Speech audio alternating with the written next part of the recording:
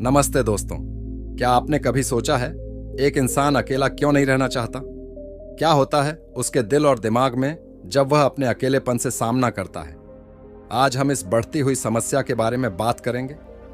अकेला रहना किसी भी व्यक्ति के लिए एक अनोखा अनुभव होता है। जब हम अकेले होते हैं हमें हमारे मन की गहराइयों में उतरने का मौका मिलता है। लेकिन क्या आपको पता है, अकेले रहने से बहुत से लोग घबरा जाते हैं। लेकिन क्यों अक्सर लोग अकेलेपन से घबरा जाते हैं? क्योंकि उन्हें लगता है कि उनका कोई असली साथी नहीं है। और दुख की बात यह है कि वे लोग खुद को अपना साथी नहीं मानते, ऐसा कोई जो उनके साथ हर कदम पर हो। इसी कारण उन्हें अजीब सा महसूस होता है, जैसे उनका कोई एक हिस्सा अधूरा है। अकेलेपन का असर हमारे शरीर और मन पर भी होता है। कुछ लोग अकेलेपन में अपने आप को खो देते हैं और उनका आत्मविश्वास कम हो जाता है।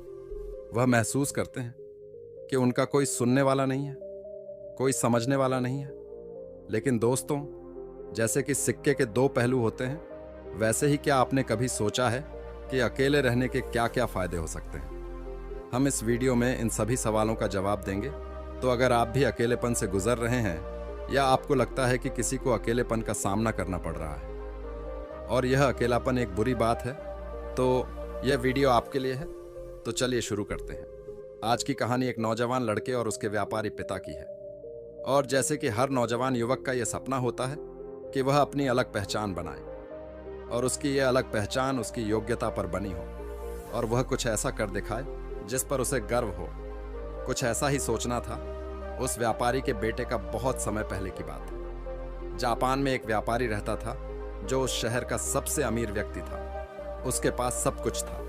उसके पास किसी चीज की कोई कमी नहीं थी, केवल अपने बेटे से परेशान था। एक दिन वह व्यापारी अपने बेटे से कहता है, बेटा, तू मेरे साथ व्यापार में हाथ क्यों नहीं बढ़ाते? तुम्हें व्यापार के तौर तरीके सीख लेने चाहिए, क्योंकि भविष्य में तुम्हें यही तो करना है। यदि तुम व्यापार में हाथ नहीं बढ़ाएगा तो फिर क्या करोगे? वह नौजवान युवक अपने पिता से कुछ नहीं कहता, क्योंकि उसका व्यापार में बिल्कुल भी मन नहीं लगता था। वह दिन भर मार्शल आर्ट्स की किताबें पढ़ता और जब भी कोई समुराई शहर में आता तो वह पूरा समय उसी के पीछे पीछे घूमता रहता। एक बार पूरे परिवार के सदस्यों ने मिलकर उसे समझाने की कोशिश की। वे कहने लगे, बेटा, तुम्हारे पास इतना बड़ा व्यापार है, फिर भी तुम अपने पिता का हाथ क्यों नहीं बढ़ाना चाहते? यदि तुम अपना व्यापार नहीं देखोगे तो फिर कौन देखेगा? इस पर वह नौजवान युवक जवाब देते हुए कहता है, मैं खुद के दम पर कुछ बनना चाहता हूँ।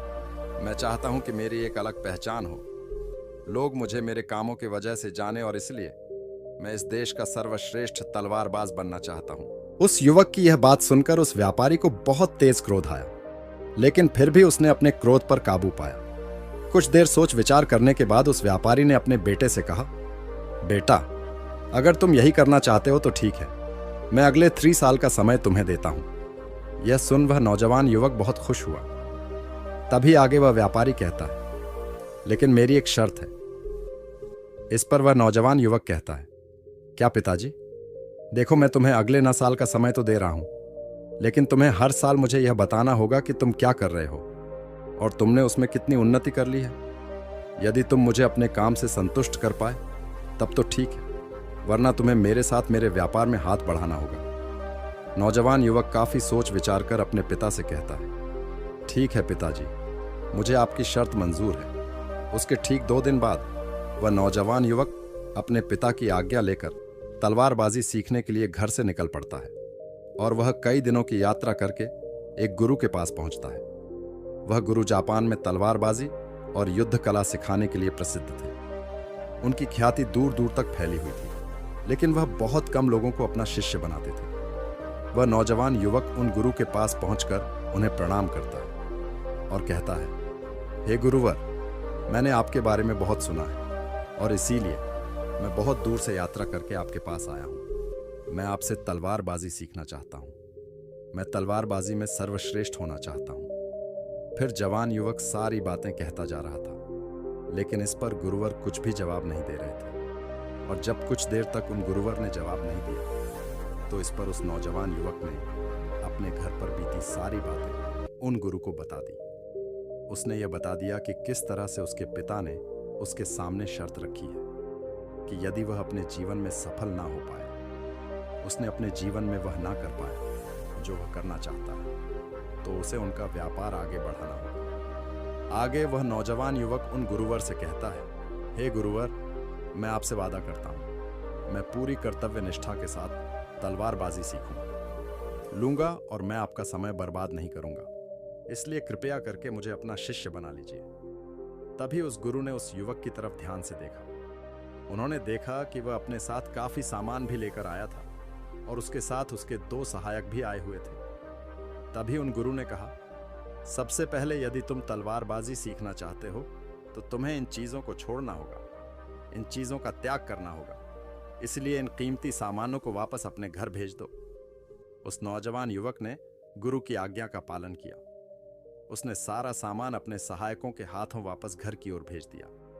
आगे गुरुवर उस नौजवान युवक से कहते हैं, देखो, यदि तुम तलवारबाजी सीखना चाहते हो और इसमें सर्वश्रेष्ठ होना चाहते हो तो तुम्हें 2 शर्तें माननी होगी।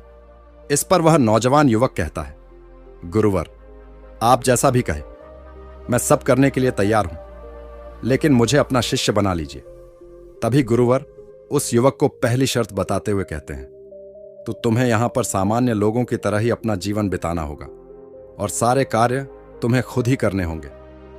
इस पर नौजवान युवक कहता है, जी गुरुवर, जैसा आप कहे। आगे गुरुवर उस नौजवान युवक को दूसरी शर्त बताते हुए कहते हैं, यदि एक बार तुम्हें तलवारबाजी की शिक्षा को ग्रहण करना शुरू कर दिया तो तुम्हें उसे पूरा करना ही होगा, तुम इस बीच उसे छोड़कर नहीं जा सकते।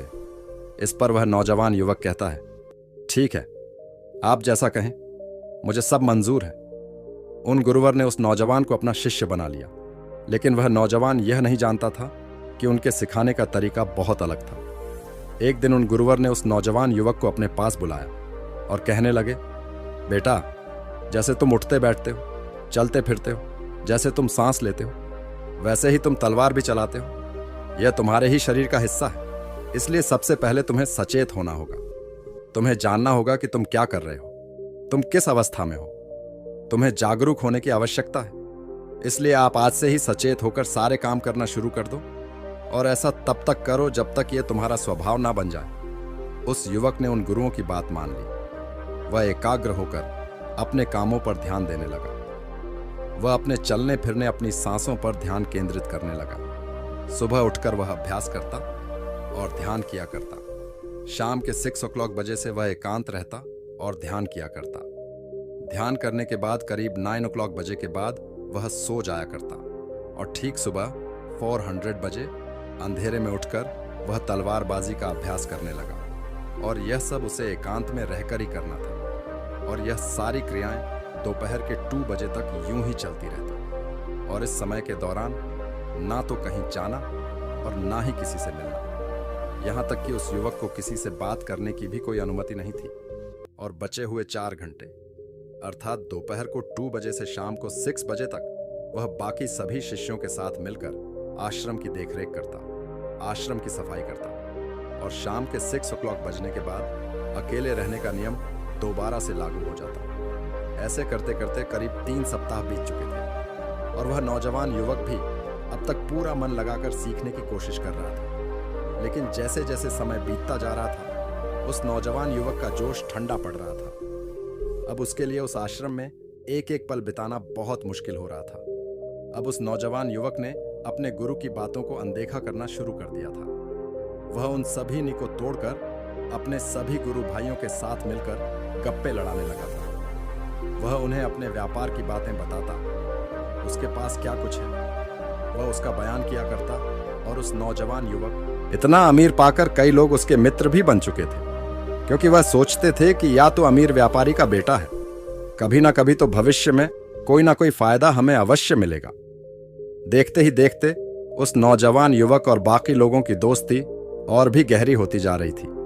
अब से वह नौजवान युवक रातों को सोने की बजाय अपने मित्रों के साथ मिलकर आश्रम से कहीं दूर भाग जाया करता था। जंगलों में जाकर गप्पे लड़ा था, मौज मस्ती किया करता था और इस कारण वह सुबह उठ नहीं पाता था और इसी वजह से वह कभी ध्यान भी नहीं कर पाता था। एक दिन उन गुरुवर ने उस नौजवान युवक को अपने पास बुलाया और उससे कहने लगे, बेटा देखो, मैं जानता हूं कि तुम रात को आश्रम में नहीं रहते हो और ना ही तुम एकांत में रहकर अभ्यास कर रहे हो। मैंने तुमसे पहले ही कहा था, यदि तुम्हें एक बार तलवारबाजी की शिक्षा को आरंभ कर लिया तो तुम्हें इसे पूरा करना ही होगा।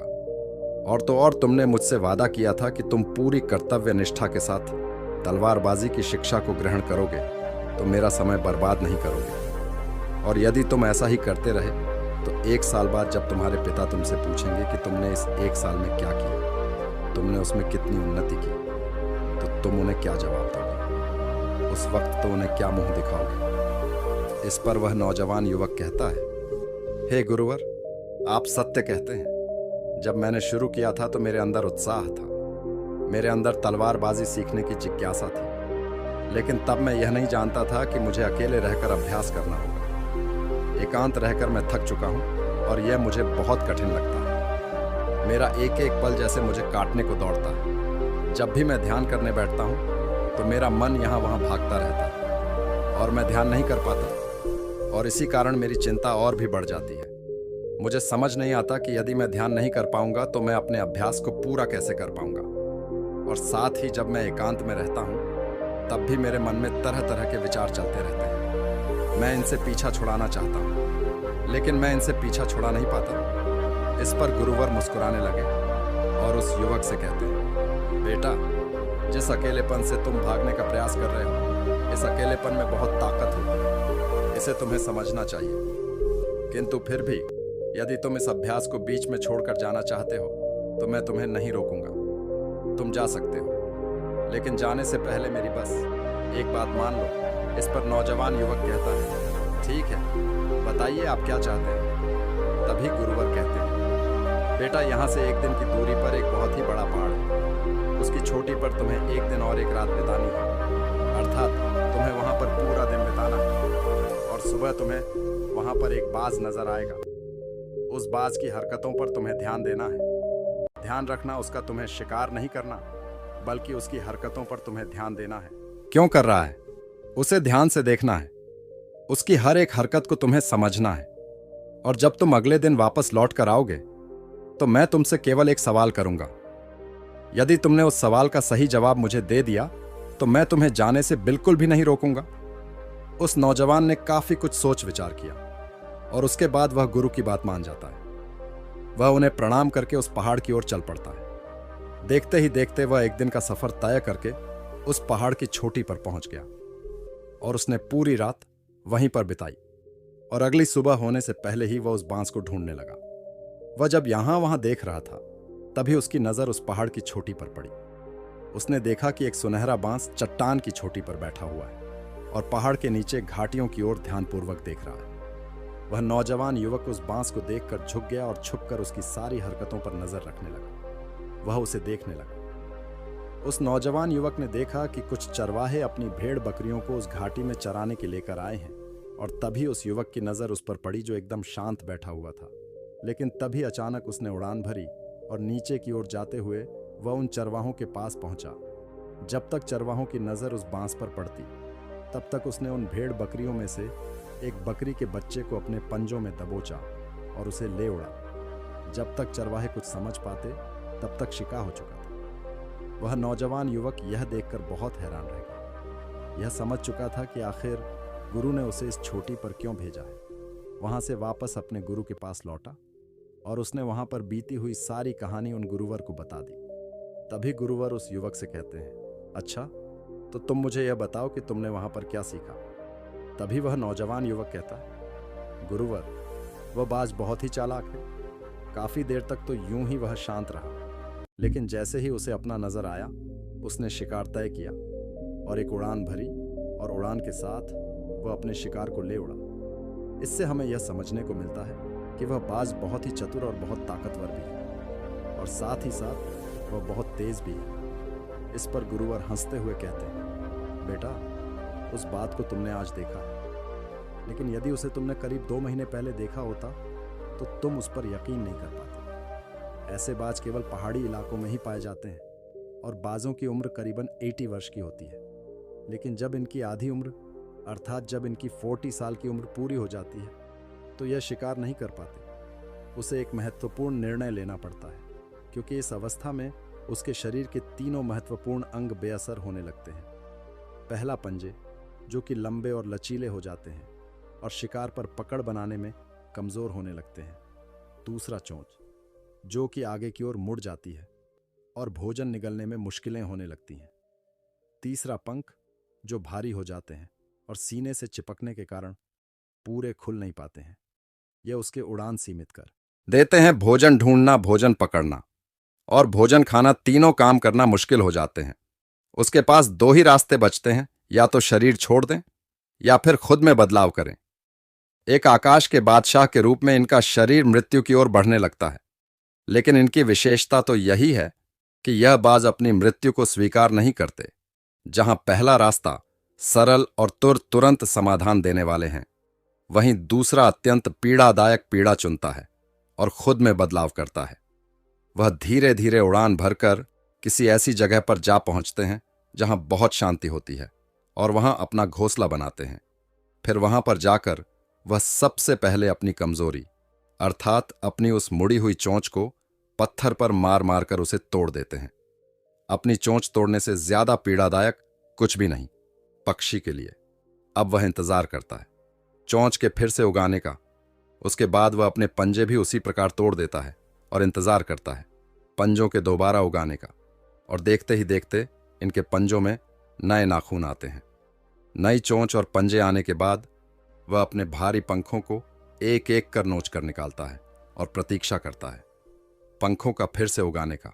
और इस क्रिया में पूरे 3 महीने लगते हैं और 3 महीनों के अंदर इन बाजों का एक नया पुनर्जन्म होता है और तब उसे मिलती है वही भव्य और ऊंची उड़ान। इस पुनर्जन्म के बाद वह 30 साल और जीता है। ऊर्जा, सम्मान और गरिमा के साथ आगे गुरुवर इस नौजवान युवक से कहते हैं, तुम उस बाज की तारीफ कर रहे हो जो अकेले रहना पसंद करता है, शांत रहना पसंद करता है, जो पूरे 3 महीने एकांत में रहकर तपस्या करता है, अपने आप को शिकार के लायक बनाता है, तब जाकर वह कहीं शिकार करने योग्य बन पाता है। तुमने देखा होगा कि जो भी ताकतवर इंसान है वह हमेशा एकांत ही रहता है, लेकिन जो व्यक्ति कमजोर है, जिसके अंदर तरह तरह की कमियां हैं, वो लोगों के बीच छुपने का प्रयास करता है। आगे गुरुवर उस नौजवान से कहते हैं, मेरी बात ध्यानपूर्वक सुनो। यदि तुम अपने जीवन में सफल होना चाहते हो, अपनी पहचान बनाना चाहते हो, तो सबसे पहले दिशाहीन से दृढ़ निश्चय वाले बनो। क्योंकि जब तुम खुद के लिए समय निकालते हो, जब तुम एकांत रहने का चुनाव करते हो, तो तुम अपने दिन में जो भी काम कर रहे हो उस पर तुम ध्यान दे पाते हो, तुम सचेत हो पाते हो और साथ ही तुम किसी भी चीज पर सही निर्णय भी ले पाते हो। और एकांत आपको हमेशा कुछ ना कुछ नया सिखाता ही रहता है। आगे गुरुवर उस युवक को दूसरी बात बताते हुए कहते हैं, आज जो मौका तुम्हारे पास है वह मौका तुम्हें दोबारा नहीं मिलेगा, इसलिए इस मौके की कीमत को समझो। क्योंकि तुम्हें एकांत खुद को बनाने के लिए मिला है, तो अपने जीवन में देखो, उसे समझो और उन कमियों को दूर करो। तुम तो बड़े शहर से हो और तुमने यह भी देखा होगा कि शहर के लोग अपना पालन पोषण करने के लिए दिन रात मेहनत करते रहते हैं। ना तो उनके पास सीखने का समय है और ना ही एकांत रहने का, इसलिए वह कभी भी खुद को जान तक नहीं पाते। यह अकेलापन, यह संघर्ष जिसे तुम व्यर्थ समझ रहे हो और जिसे तुम यूं ही बर्बाद कर रहे हो, यह मौका तुम्हें कुछ बनने के लिए मिला है और यह मौका दोबारा लौटकर वापस नहीं आएगा। आगे गुरुवर उस युवक को अगली बात बताते हुए कहते हैं, जिन लोगों के साथ तुम घूम रहे हो, जिनके साथ गप्पे लड़ा रहे हो, जिनके साथ अपना समय काट रहे हो, उन्हें तो खुद तक नहीं पता कि वह क्या कर रहे हैं। उन्हें खुद इस बात का एहसास नहीं है कि वह खुद अपना कितना बड़ा नुकसान कर रहे हैं। तुम ऐसे लोगों के साथ अपना समय बिताते हो तो अवश्य ही तुम भी दिशाहीन हो जाओगे और तुम भी यह समझ नहीं पाओगे कि तुम्हें अपने जीवन में क्या करना है। शुरू शुरू में तुम्हें अकेले रहने में थोड़ी तकलीफ जरूर होगी, लेकिन धीरे धीरे आपको इसके साथ रहने की आदत पड़ जाएगी। इसीलिए अकेलेपन का इस्तेमाल एकांत रहने के लिए करो और अपना उद्देश्य याद रखो। यह याद करो कि तुम यहां पर क्यों आए थे और तुमने अपने जीवन में क्या लक्ष्य तय किए थे। गुरुवर के इतना कहने के बाद वह नौजवान युवक सोचने लगा, वह यह समझने लगा कि आखिर वह यहां पर क्यों आया था।